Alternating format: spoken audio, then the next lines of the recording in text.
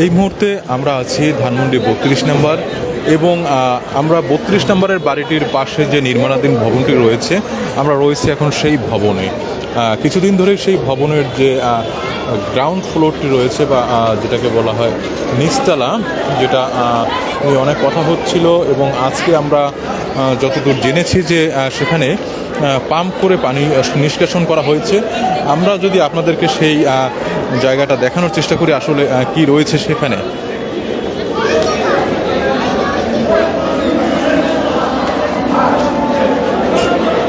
দর্শক, আপনারা দেখতে পাচ্ছেন এখানে কিন্তু যারা উৎসুক জনতা রয়েছে তারা কিন্তু ঘুরে ঘুরে দেখছে এবং আমরা যদি আপনাদেরকে দেখানোর চেষ্টা করি যে এখানে কিন্তু পানি নিষ্কাশন করা হয়েছে।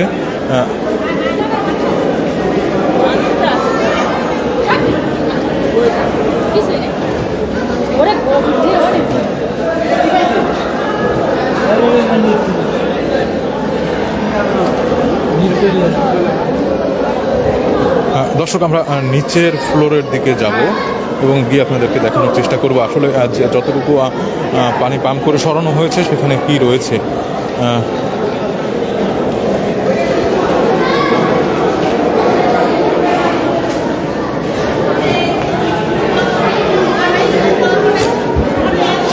দর্শক, আপনারা দেখতে পাচ্ছেন সাধারণ জনতা যারা আছে তারা কিন্তু এখানে ভিড় করে আছেন এবং তারা কিন্তু নিচে যাচ্ছেন এবং দেখে দেখে আবার উপর দিকে চলে আসছেন। আমরা যদি একটু নিচের দিকে যাওয়ার চেষ্টা করি এবং নিচের দিকে আপনাদেরকে দেখানোর চেষ্টা করি, আপনারা দেখবেন যে জায়গাটিতে আসলে আমরা এর আগে লাইভে দেখিয়েছিলাম যে পানি জমাট বেঁধে আছে, সেই জায়গাটি কিন্তু পাম্প করে পানি সরানো হয়েছে এবং পানি সরানোর পরে আসলে কি দেখা মিলল সেটাই আমরা আপনাদেরকে দেখানোর চেষ্টা করছি।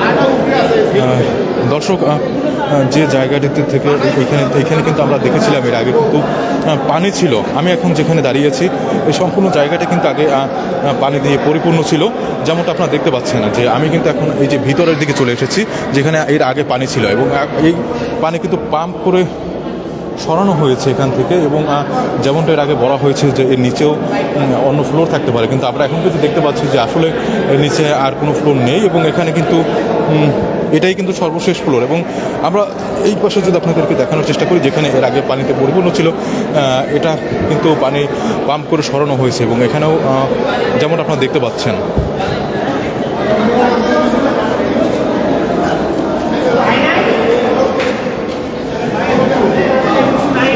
দর্শক, যারা সাধারণ মানুষ আছে তারা কিন্তু এখানে ভিড় করেছে এবং আপনাদেরকে যদি আরেকটু আমি এই পাশে নিয়ে যাওয়ার চেষ্টা করি আপনারা দেখতে পাবেন যে যেটা বলা হয়েছিল যে নিচে যাওয়ার সিঁড়ি রয়েছে আসলে তেমনটা আমরা দেখতে পাচ্ছি না। আমরা এখানে যারা এসেছে তাদের সাথে যদি একটু কথা বলার চেষ্টা করি। ভাই, আসলে এখানে আপনারা ঘুরে কি দেখলেন? আমরা এখানে ঘুরে যা দেখলাম, এখানে ওই যে আয়নাঘর শুনলাম সবার থেকে, আয়নাঘর দেখতে আসলাম। ঠিকই তো দেখলাম যে এখানে না স্বৈরাচার শেখ হাসিনা আয়নাঘর করছে, এটাই দেখলাম আর কি। দর্শক, যেমনটা আপনারা শুনছিলেন একজন সাধারণ মানুষ তার মতামত প্রকাশ করেছিলেন এবং করছিলেন আমাদের সাথে। আমরা এখানে আপনাদেরকে যদি একটু দেখানোর চেষ্টা করি আপনারা দেখতে পাচ্ছেন যে এখানে কিন্তু সাধারণ মানুষ আসছে এবং তারা কিন্তু এটি দেখার চেষ্টা করছে যে আসলে পানি সরানোর পরে কী রয়েছে আসলে এখানে, তেমনটা কিন্তু তারা দেখার চেষ্টা করছে এবং আপনারা দেখতে পাচ্ছেন যে তারা নানা জায়গা থেকে আসলে খুঁটিয়ে খুঁটিয়ে বিষয়টি দেখার চেষ্টা করছে, কারণ এতদিন পর্যন্ত এটাকে নিয়ে যে কথা বলা হয়েছিল আসলে তার কতটা সত্যতা রয়েছে সেটাই কিন্তু তারা চেষ্টা করছে দেখা।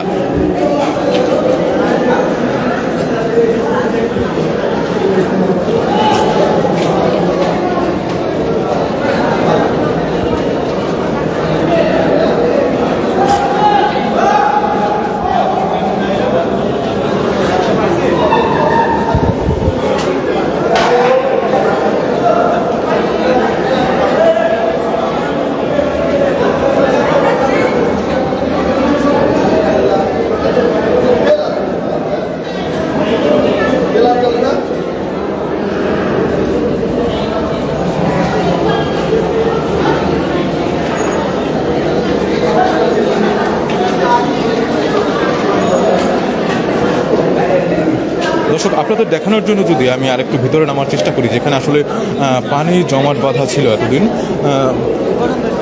আমরা যদি সেটা আপনাদেরকে দেখানোর চেষ্টা করি, যে আপনারা দেখতে পাবেন যে যেই জায়গাটিতে আসলে পানি ছিল সেই জায়গাটি কিন্তু এখন পানি নিষ্কাশনের পরে সম্পূর্ণ শুষ্ক, এবং আমি এখন যেখানে আছি দাঁড়িয়ে সেখানে কিন্তু আপনারা দেখতে পাচ্ছেন যে অল্প পানি রয়েছে, কিন্তু এখানে কিন্তু আসলে অনেকটা পানি জমাট বাঁধা ছিল। যেমনটা আজকে এখান থেকে পানি পাম্প করার পরে কিন্তু টোটাল বিষয়টা সবার সামনে চলে এসেছে। আমি যদি আপনাদেরকে একটু এই পাশটা দেখানোর চেষ্টা করি, আপনারা দেখতে পাবেন যে নিচে নামার কিন্তু আর কোনো সিঁড়ি আসলে এখানে নেই।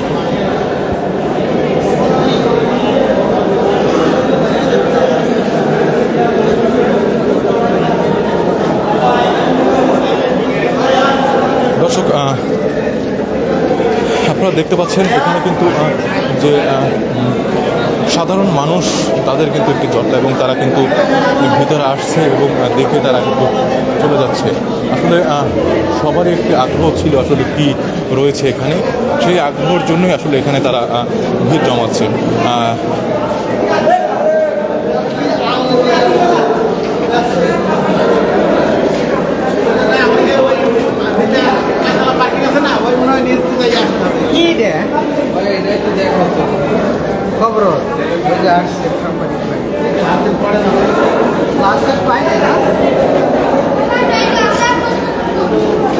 দর্শক যে যেমনভাবে পারছে সবগুলো কিন্তু আসলে তারা অল্প অল্প করে খুঁজে খুঁজে দেখছে আসলে কি ছিল এখানে বা কি হতে পারে, এমনটা তারা বলছিল। আমরা যেমনটা একজনের মুখ থেকে শুনছিলাম, আপনারা দেখতে পাচ্ছেন যে এখানে কি পরিমাণে আসলে মানুষের ভিড়।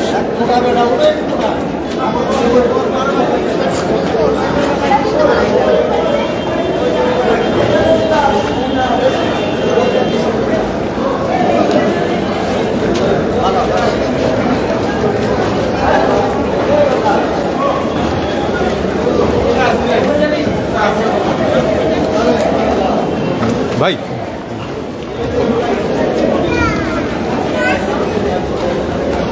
দর্শক আপনারা দেখতে পাচ্ছেন যে এখানে কিন্তু সাধারণ মানুষ যারা আছে তারা কিন্তু বিভিন্ন কোণ থেকে তারা কিন্তু ঘুরে ঘুরে দেখছে, এবং পানি নিষ্কাশনের পূর্বে তাদের যে প্রশ্নগুলো ছিল আসলে সেগুলোই কিন্তু তারা মিলানোর চেষ্টা করছে, যে তারা যে প্রশ্নগুলো করেছিল এবং যে উত্তরগুলো তারা খুঁজছিল সেগুলো আসলে কতটা মিলে গেল বা কতটা যৌক্তিক ছিল, তেমনটা খোঁজার জন্যই কিন্তু এখানে মানুষ আসছে এবং ভিড় করছে, যেমনটা আপনারা দেখতে পাচ্ছেন। এবং আমরা যদি একটু আপনাদের একজনের সাথে আমরা একটু কথা বলার চেষ্টা করব, এখানে যিনি দেখেছেন কিছুক্ষণ আগে, আমরা একটু তার সাথে কথা বলবো। উনি তো এদেশে 1971-এ বলেছে 9 মাসে 30 লক্ষ শহীদ হয়েছে, 1 মাসে 2000 লোক মারা গেছে। তাহলে হিসাব করে দেখেন যে কোনটা যুদ্ধ ছিল।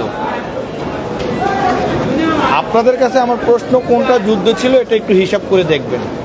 9 মাসে স্বাধীনতার 9 মাসে আমাদের দেশে আরেক দেশের সেনাবাহিনী গুলি করে মারছে 30 লক্ষ। এদেশের পুলিশ এদেশের জনগণকে মারছে 1 মাসে 2000। এখনো দেখেন হাজার হাজার ছাত্র জনতা মৃত্যু পাঞ্জা লড়ছে মৃত্যুর সাথে, কারো চোখ নাই, কারো পা নাই, কারো হাত নাই।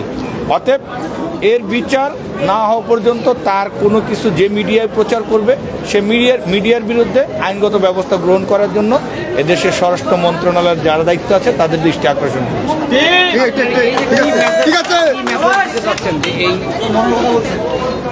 মেসেজ ক্লিয়ার ভাই। এই এক মাসে 2000 লোক ছাত্র জনতা মারা গেছে, 4 বছরের শিশু সন্তান মায়ের কোলে রেহাই পায় নাই। অতএব উনাকে নিয়ে যে মিডিয়া কিছু প্রচার করবে সেই মিডিয়ার বিরুদ্ধে আইনগত ব্যবস্থা গ্রহণ করার জন্য বর্তমান যে উপদেষ্টা আছে, বর্তমান সরকার আছে, তাদের দৃষ্টি আকর্ষণ করেছে। Clear message. আমরা বলতে চাচ্ছি যে এই যে সরকার, পরবর্তী যে সরকারগুলো আসবে তারা কি কোনো মেসেজ করবে? আমি আপনাকে আবার একটু ক্লিয়ার করি, আমরা পরবর্তী সরকার না, বর্তমান যে আছে তার কাছে ক্লিয়ার মেসেজ করতে চাই যে আপনারা কূটনৈতিক শক্তি বাড়ান এবং হাসিনাকে দেশে এনে বিচারের ব্যবস্থা করেন এবং যারা আহত হয়েছে নিহত আছে তাদের পরিবারের সুষ্ঠু যে একটা নৈতিক দায়িত্ব পাওনা এগুলো সরকারকে বুঝে নেওয়ার জন্য আমি দৃষ্টি আকর্ষণ করছি। দর্শক শুনছিলেন একজনের কথা। আমরা যদি একটু আপনাদেরকে আবারও দেখানোর চেষ্টা করি যে ভিতরে কিন্তু আসলে যে সাধারণ মানুষ আছে তারা কিন্তু একের পরে ভিতরে যাচ্ছে এবং তারা কিন্তু সমস্ত বিষয়টা আসলে দেখে আবার চলে আসছে। যে যেমনভাবে পারছে তেমনভাবে কিন্তু তারা কিন্তু দেখার চেষ্টা করছে এবং তাদের ভিতর যে প্রশ্নগুলো ছিল সেগুলো কিন্তু তারা মেলানোর চেষ্টা করছে। ভাইয়া আসলে ভিতরটা ঘুরে কি দেখলেন, কি আছে?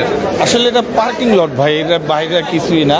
ওই হয়তো ওইখানে কাজ করার জন্য পানি জমেছিল, ওই পানি পরিষ্কার করার পরে বোঝা গেল যে এটা একটা লিফটের জন্য জায়গা হয়তো বা রাখছিল, কিন্তু পরবর্তীতে উনি যে কোনো কিছু করতে পারতো, উনি এই দেশটাকে ধ্বংস করে দিয়ে গেল। দর্শক আপনারা শুনছিলেন যে একজন সাধারণ তুমি কি দেখে আসলে নিচে? আমি এখন অনেক কিছু দেখে আসছি। আমি অনেক অবাক হয়ে গেছি যে এটা আগে কি ছিল আর এখন কি হয়ে গেছে। আমার কিছু বলার নেই, কারণ শেখ হাসিনা অনেক খারাপ একটা লোক ছিল। আগে বুঝি নাই, এখন বুঝেছি। দর্শক একটা শিশুর আপনার কথা শুনছিলেন। আমরা যদি একটু দেখানোর চেষ্টা করি আপনাদেরকে ভিতরের দিকটা, যে আসলে যেমনটা আপনাদেরকে কিছুক্ষণ আগে আমরা দেখিয়েছিলাম যে ভিতরে কিন্তু আসলে সাধারণ মানুষ যারা আছে তারা কিন্তু ঘুরে ঘুরে বিষয়টি দেখছে যে আসলে কি রয়েছে ভিতরে। এবং ভিতরে যে পানি আছে সেটা কিন্তু আপনাদেরকে আগে আমরা দেখিয়েছি যে পানিটি কিন্তু নিষ্কাশন করা হয়েছে এবং পানি নিষ্কাশনের পরে তারা কি কি দেখলেন আসলে ভিতরে? না, আমি কি দেখেছি না একা। আপনি কি নিচে গেছিলেন? না। দর্শক আমরা শুনছিলাম একজন সাধারণ মানুষের কথা, যিনি আসলে নিচে দেখছিলেন। আপনাদেরকে যদি একটু দেখানোর চেষ্টা করি আপনারা দেখতে পাবেন যে সাধারণ মানুষ যারা আগ্রহী তারা কিন্তু এটাকে ঘুরে ঘুরে দেখছেন এবং কি রয়েছে সেটা কিন্তু তারা নিজেদের ফোনের লাইট এবং যে রিচার্জেবল টর্চ আছে সেটা কিন্তু তারা দিয়ে আসলে দেখার চেষ্টা করছে। দর্শক আপনাদের যদি একটু দেখানোর চেষ্টা করি যে সিঁড়ি থেকে শুরু করে সব কিছু তারা কিন্তু ঘুরে ঘুরে দেখছেন।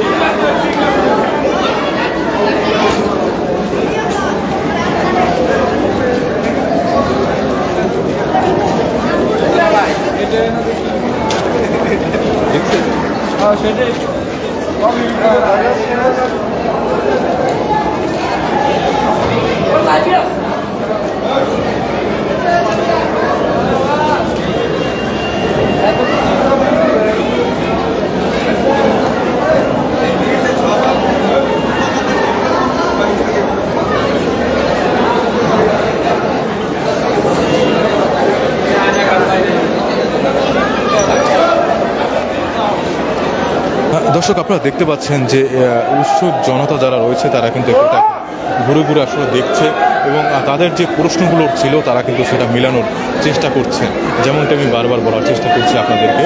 এবং